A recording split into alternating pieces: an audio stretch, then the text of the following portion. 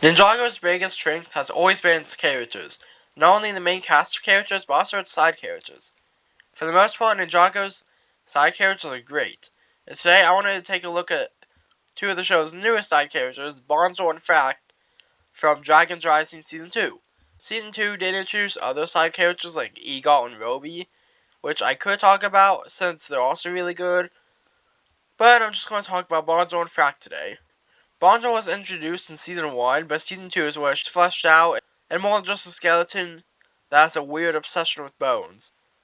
In fact, if she had gotten just a little more screen time in Season 1, I probably would have started to find her annoying.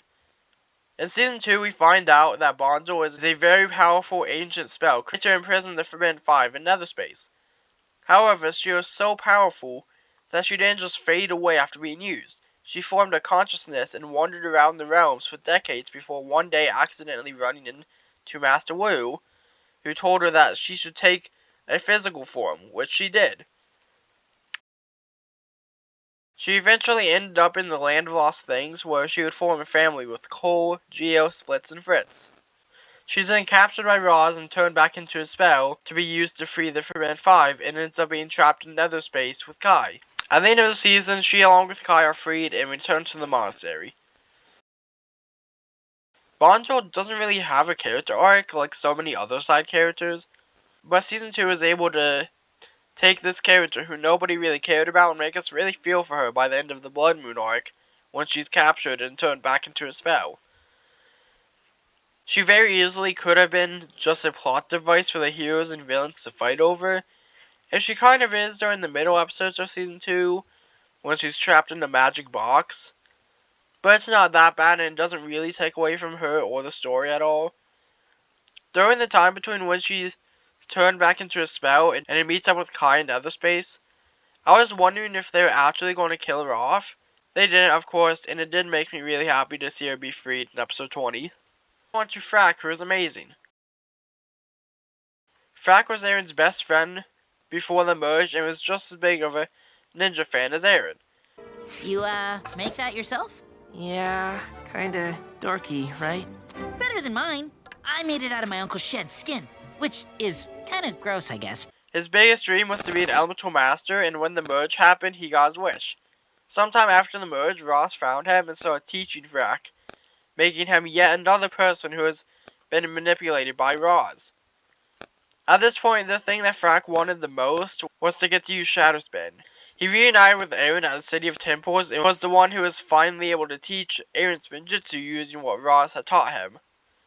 Aaron warned him that while the wolf masks did make you stronger, they also corrupted you. Frack made it pretty far in the tournament, and unlike Roz and the rest of his team, was a fair and honorable fighter.